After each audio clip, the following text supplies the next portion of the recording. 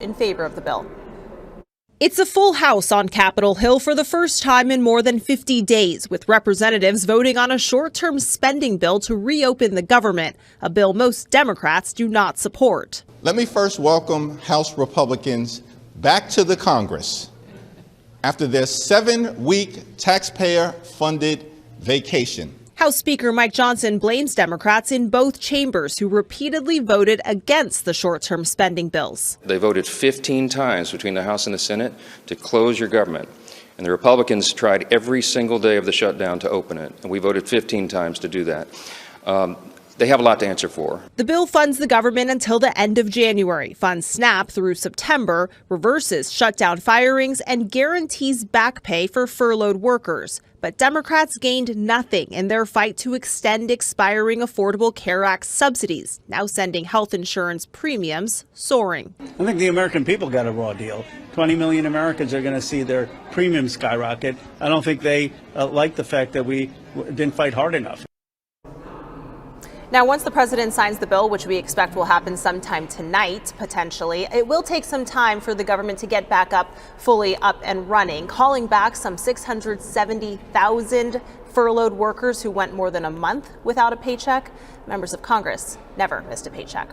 We're live on Capitol Hill. Christiane Cordero, Rob Sherrill, back to you in Chicago. Christiane, thank you for that update tonight. The I-Team back here following this breaking news. Out of federal court, a judge has ordered that hundreds of people arrested during Operation Midway Blitz be released. The judge ruling that 615 people should not be in custody, while government and immigration attorneys and the judge determined if they were arrested in violation of a consent decree in Illinois. The judge saying all of those identified for release do not have mandatory detention orders and have been determined not to pose any significant risk to the community. The government has until Friday to appeal or oppose the release of these individuals. The Department of Homeland Security responding tonight saying the judge is putting the lives of Americans at risk. Luxurious trips to Las Vegas, spa resorts, and camel rides. These are just some of the things Chicago Public Schools employees are accused of spending on what a watchdog is calling excessive travel expenses. ABC 7's Karen Jordan takes a look at how millions was reportedly spent, while the school district says it needs more money. While city inspectors say they don't think Chicago Public Schools employees, for the most part, were trying to game the system, a new scathing report calls the district's spending on travel questionable and exorbitant. Those were done by Philip Wagenknecht, the Inspector General for Chicago Public Schools, says his office started taking a close look at the district's travel expenses a couple of years ago after receiving a few complaints. One involving a school that went on a very expensive trip to Egypt for professional development that was at a cost to CPS of about $20,000. Another instance involved a professional development conference in Las Vegas that more than 600 employees attended between 2022 and 2024, spending more than $1.5 million in district dollars. Nearly 90% of attendees stayed in hotel rooms exceeding CPS spending limits, and about 40% of all conference attendees traveled without receiving approval. Trips were normally approved simply based on the paperwork that was provided, without asking the fundamental question, is this cost necessary? In a new report, the Office of the Inspector General lists examples of what it calls travel abuses, leading to a sharp increase in spending. In 2024, the OIG's office found travel expenditures surged to $7.7 million last year. That's more than double what the district spent in 2019 before the pandemic. Even if these trips were beneficial, CPS needs to be making sure that they're worth the cost. CPS says the district takes this report finding seriously, saying in part, quote, effective October 29th, CPS is restricting nearly all employee travel and has formed a travel review committee effective November 2025. Travel controls, transparency, and auditability will improve with the implementation of the new enterprise resource planning financial system that's currently underway. The mayor's office says that after reviewing the Inspector General's report about CPS, there is no comment. Karen Jordan, ABC 7 Eyewitness News. We take a live look outside. Karen, thank you for that report. Is it windy? because the camera's shaking a little bit. Camera's moving I don't know. bit. Maybe it's windy out there, but this time last night, everybody was going crazy. Heisel, she's so excited. She got some great pictures she was showing us. You're talking about the Northern Lights. Yeah, spectacular light show last night. We get another shot tonight, right? Another shot, yes. It won't be maybe as bright as the colors that we saw yesterday, but that potential is there tonight to see the Northern Lights. Yes, it was my first time seeing it, so I was very amazed and just in awe. And the aurora likely here tonight, especially away from the city and away from the light pollution. There is that chance we are under a G4 geomagnetic storm watch. Right now, we are under a G2. It's out of 5. And yesterday we were at 4. So we could potentially get up to that G4, but it's not as likely as what it was yesterday. A live look outside right now. We have some high thin clouds, which is why O'Hare is reporting a partly cloudy sky. Temperature at 50 degrees and yes, breezy at times with a west wind at about 10 to 15, but every now and then we're getting a gust to about 25. There you go. Those high thin clouds, that possibility through the night. Right now we are all dropping down into the 40s and 50s right now. And overall tonight, it will be pretty chilly with temperatures falling off into the low and mid 30s. We have those high thin clouds around, might obscure our view a little bit if we do get to see the Northern Lights, but I think we might be able to see through that. Then as we head into the day tomorrow, we are warming things up even a little bit more into the 60s Friday and into this weekend. A great time to put up the Christmas decorations. We'll talk more about that coming up. That was the plan, Heisel, for this weekend. Thank you. Now to the city of Chicago suing the Trump administration to block restrictions over federal grants meant for the city. The lawsuit filed jointly with St. Paul, Minnesota, targeting funds from the Department of Justice's Community Policing Hiring Program. The lawsuit claims that a DOJ directive made earlier this year is blocking the funding from cities that use DEI policies. The funding that could be lost would pay for 50 new police officers. The lawsuit claims the directive violates several acts within the U.S. Constitution. More developing news out of Washington. House Speaker Mike Johnson saying he will bring a vote to the House floor next week to release the Epstein files. This happening as House Democrats today released bombshell emails related to the Jeffrey Epstein investigation. Those emails appear to show the convicted sex offender discussing President Donald Trump's knowledge of his criminal activities. As ABC's Olivia Rubin reports, the White House says the emails only prove the president did nothing wrong. Today, new questions as House Democrats release bombshell emails showing convicted sex offender Jeffrey Epstein privately discussing President Donald Trump, telling his longtime accomplice Ghislaine Maxwell that one redacted victim, quote, spent hours at my house with him. In the April 2011 email exchange, according to the documents released by Democrats on the Oversight Committee, Epstein writing, I want you to realize that that dog that hasn't barked is Trump. Victim spent hours at my house with him. He has never once been mentioned. Ghislaine responding, I have been thinking about that. Now, an unredacted copy of that email given to ABC News by Republicans on the committee show Epstein appeared to reference Virginia Giuffre, a longtime Epstein accuser who died by suicide earlier this year. In 2011, Giuffre was quoted in an article recalling her interactions with Trump, saying, quote, Donald Trump was also a good friend of Jeffrey's. He didn't partake in sex with any of us, but he flirted with me. He'd laugh and tell Jeffrey, you've got the life. Giuffre walking that back in a 2015 deposition, saying, Donald Trump never flirted with me. Donald Trump could make this all go away tomorrow if he just released all the files. President Trump has denied all wrongdoing and any knowledge of Epstein's crimes. These emails prove absolutely nothing other than the fact that President Trump did nothing wrong. Now, sources tell ABC News the White House is trying to prevent House Democrats from releasing the full Epstein files, meeting today with Republican Lauren Boebert to press her to remove her support for the measure. The White House, though, saying meeting with lawmakers is a sign of transparency. Olivia Rubin, ABC News, New York. Olivia, thank you for that report. A long line for some holiday help. How this annual turkey giveaway in Chicago is needed more now than ever. Well, we get to see Nature's Light Show again tonight. We've got more images of last night's incredible display of the Northern Lights. Plus, sticking to the plan to change your life, executive coach Cheryl Grace is joining us live in our State Street studios with some expert advice to show you how to do it. On the other side of the break, so don't go anywhere. We'll be right back, everybody.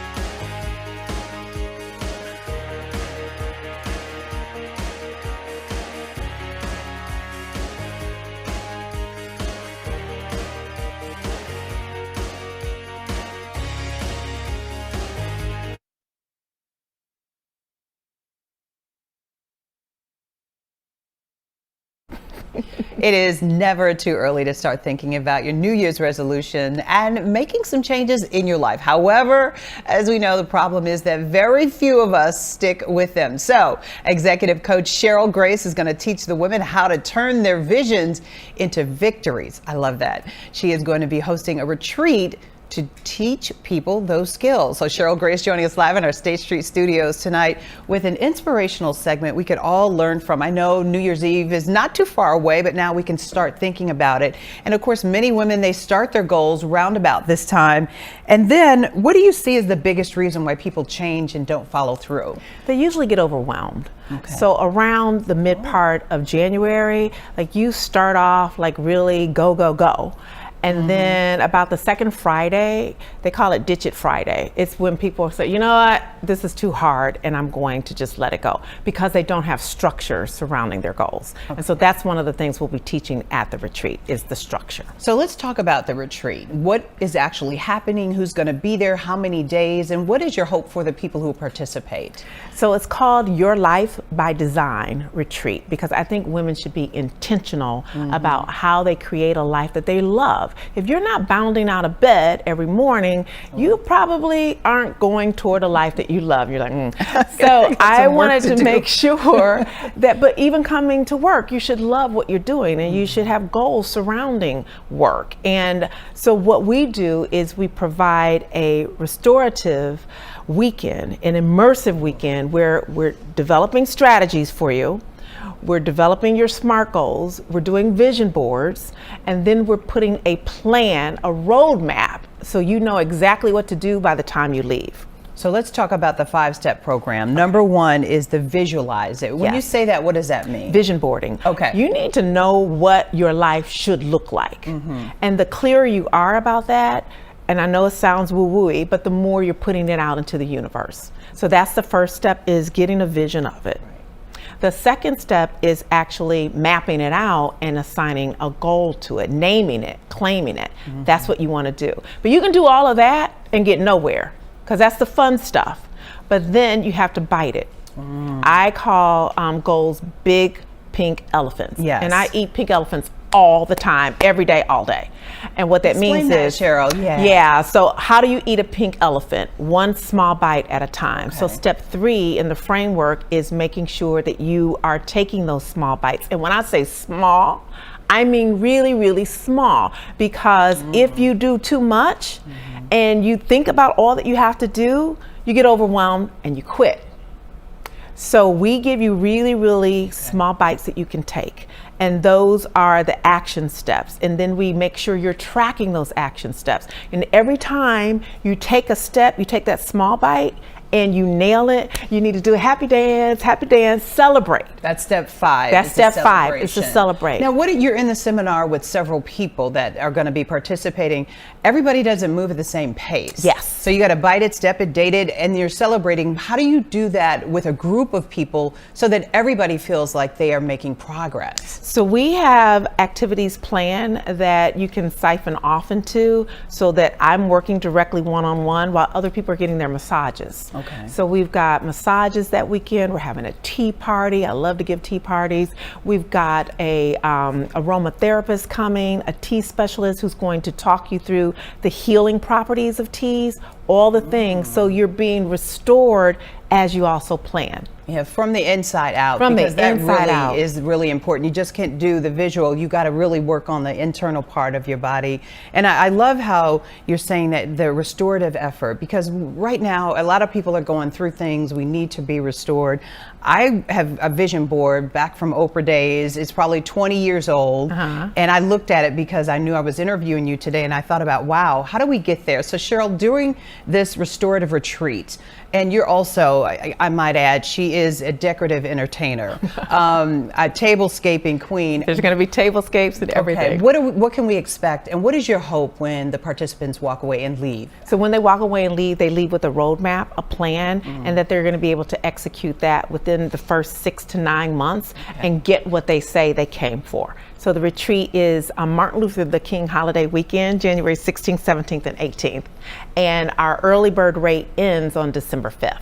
So they've got time. And then, so Cheryl, what can we expect all weekend? Again, what we're doing is calling already to sign So all weekend, you're going to be able to have the opportunity for fun. We're going to learn how to step. We're going to also do the goal planning, having your SMART goals outlined for you. We've got a private chef, and you're going to be able to connect with like-minded women who are also looking to plan a life they love too. All right, so Cheryl, as we wrap it up, you just completed the tablescaping retreat, and now you've moved forward to this retreat. What did you learn from that retreat that made you want to do this one? We make people apply to come to these retreats because we want to make sure that we only have like-minded people focused on a topic one at a time. Okay. And we learned that when you get a like tribe together, there's nothing like being around your tribe. It is restorative. It really is. And so inspirational, and we need that right now. So, okay, let's check out the details. Thank you so much. Best blessings to you. It's going to be exciting. Maybe there's room for me. Here are those details again. Somebody already called in. Your Life by Design Goal Setting Retreat. It's coming up January 16th through the 18th. It'll take place in South Haven, Michigan, a gorgeous place. You do need to apply for a spot, and there's more information, of course, on the website and your screen there. Just go to our website at abc7chicago.com, and of course, we're going to talk about it more. Thank you for joining us. We're going to take a break and talk about weather on the other side. It's getting warmer. We'll be right back.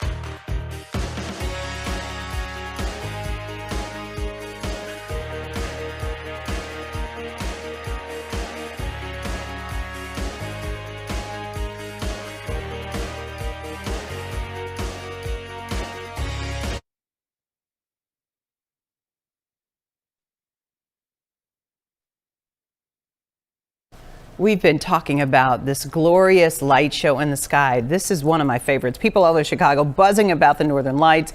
It's called a solar storm that's turning the local skies into spectacular colors last night. Yeah, take a look. In Ottawa, Chicago, and Midwest, storm chasers captured these amazing shots of that blazing orange and green sky. It was a very similar scene in Hinsdale. Viewer Alexis Kerr shared this picture of the beautiful pink streaks over the BNSF train tracks. And in Iowa, time-lapse images of brilliant hues coming in. This is in Johnston. That's north of Des Moines. Pictures everywhere last night, and guess what? Tonight we got another chance. I know, and we're going to go home early and try to do it. I know Heiso, where she went to Montrose Beach, it was a perfect location. She was beyond excited. She had never seen it before. Do we get to go home early tonight? I mean, I don't know, just so we can see the lights. It makes us all feel I'm good. in. Yeah. There's a live look outside. It's hard to see downtown, Heiso, because of the light pollution. Right. But people were seeing them right down here at Montrose and other places. Yes, really I was like, where can I go that's not all the way out there, but it's going to be dark? And I went to Montrose Beach, and I wasn't the only one. There were many people out there watching it, and it was short, and at times you saw red and then it went away and then it came back, that type of thing. And we have the potential to see it again for tonight. Getting some reports that we're starting to see in the upper Midwest, starting to see some beautiful colors. So that potential continues for us here in the next few hours and through the overnight hours, really. Yes, we are expected for our KP index to be between 6 and 7. Yesterday it was between 8 and 9, getting close to 9. So that's why we saw the colors with our naked eye versus just seeing it on a camera. And if you do see a little hint of red or something like that, put your camera up and take a look. You'll be able to see it a little bit better. But yes, I was out there and it was pretty bright red just with the naked eye. All right, northern lights here and our map to show you that aurora likely for us. Again, starting to see reports in the upper Midwest, starting to see some of that in the northern parts of the country. And we again have that potential as we go through the night. It's a little bit breezy out there, a wind gust up to about 25 at times, but wind is dying down compared to where we were earlier today. Our temperatures are starting to drop. 41 degrees in Aurora, DeKalb's at 45, but O'Hare and Midway are still at 50 degrees, 48 in Gary. So today our high was 55 degrees, average is 50. So we're a couple of hours past sunset and we are still at about 50 degrees. So above average today, and it's not too bad out there aside from the little bit of a breeze that we have around. Yesterday we hit 43 degrees. We have a few high thin clouds around right now, and that will be the case through the rest of the night, where at times it may obscure your view and then it clears up and then maybe you see the beautiful colors once again. Tonight our temperatures will be colder than they were last night. 31 for outlying areas. The city drops to about 35, and those high thin clouds stick around through the night. I'll look here to show you that tomorrow we continue with the high thin clouds. So that means that we have those thin cirrus clouds around, and it's still bright out there, but there are clouds around. Temperatures will be into the mid-50s for the day tomorrow. Here we go into the weekend. So we kick off the weekend on Friday with temperatures in the low 60s. It's mainly sunny, it's mild, wind is light. If you have the opportunity to put up your Christmas decorations on Friday in the afternoon around 2-3 o'clock, I think that might be better than Saturday. But if Saturday's the only day you can do it, looking pretty nice too, cloudy, warm with temperatures in the mid-60s. The main thing about Saturday is that it is going to be breezy and we could see a spot shower in the afternoon. Sunday, we go back to reality with temperatures into the upper 40s here. A look at your 7-day forecast to show you that temperatures here expected to be into the 60s for Friday and Saturday. A nice little warm up compared to where we've been, and now we go back down into the 40s Sunday and into next week. So yeah, that potential to see the northern lights tonight. Oh, the weekend forecast looks so great too. It does, yeah. I'm going to use my camera. I just looked up to the sky last night. I didn't take a picture, so maybe it'll capture something. It's really hard in the city with the lights. Okay. Yeah. Give it a try though. Well, we get off so late too. I know, but I mean, that's okay. You might be able to see them when you're right. Okay. Thank you. All right, thanks so much. Well, hundreds of people braving the cold weather today for an act of kindness that is warming our hearts and lifting our spirits. And we told you yesterday, this continued again today, the Black McDonald's Operators Association making sure people in need don't go hungry this Thanksgiving. Free turkeys handed out for people waiting in line, including seniors, veterans, and people who have lost their SNAP benefits during the government shutdown. It's tremendous need. With the government shutdown and everything, a lot of folks just need help. When the government shut down, Chicago lifts up. And so we're the city that always comes together. We're the city of big shoulders and big heart. There is another giveaway happening tomorrow at the McDonald's at 95th and Charles. That's in the morning at 8 a.m. Great job, Black McDonald's owner and operator. Wonderful event there. And of course, there's another giveaway, as Rob just said, and we need your help to feed the love this holiday season. You can scan that QR code right there on your screen. Just head to our website, everybody, for the news app, and you can make a donation to the local food banks. And we say thank you in advance because your kindness and your generosity is really appreciated. For sure, yeah. Pope Leo talks about his favorite movies. Maybe one of yours is on the list. Chances are you've probably seen at least one of them. We got the list up next. Ferris Bueller? No, it's not. I don't think so.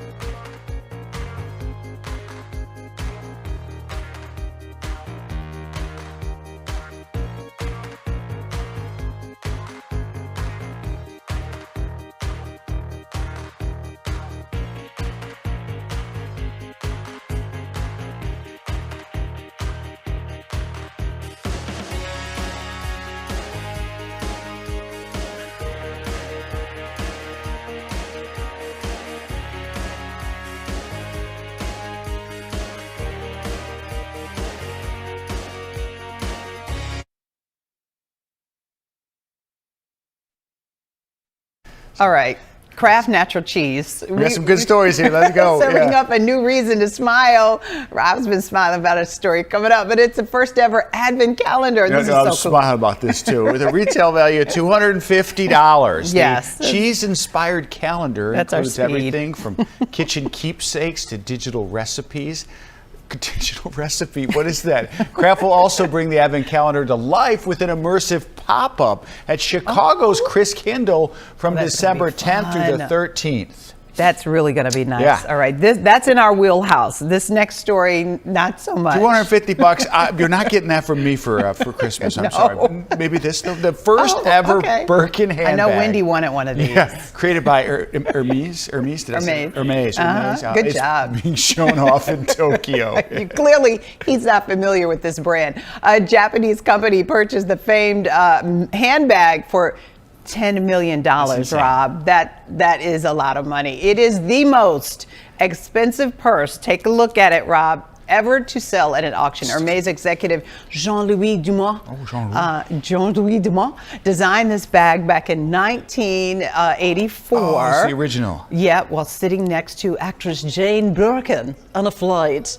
The original purse was designed with the young mother in mind and had room for baby bottles. Hermes began to sell this smaller version of the bag, which helped fuel their success. Now, you two told me how much like a normal bag is now. Like that probably originally was $25,000. What are they now? $25,000 is a minimum. Yeah. $50,000 if it has a little design on it. $100,000 if it has a little extra hardware on the lock and key. Do you know what kind of car you could get for that? Oh my goodness. An electric vehicle. If my husband ever walked in with a Birkin bag, I would be so mad. I'd be like, take that bag. Back around. Literally the things, that's a down payment on a house or what. It is a house. It is a house. Yeah. All right, we got less than a minute left. We got to do this. Yeah, because we love this story. Right. Let's talk about our Pope, the Chicago Pope, Pope Leo XIV, talk about his favorite movies. Yeah, he shared his top picks with Variety magazine, a couple of them popular around the holidays.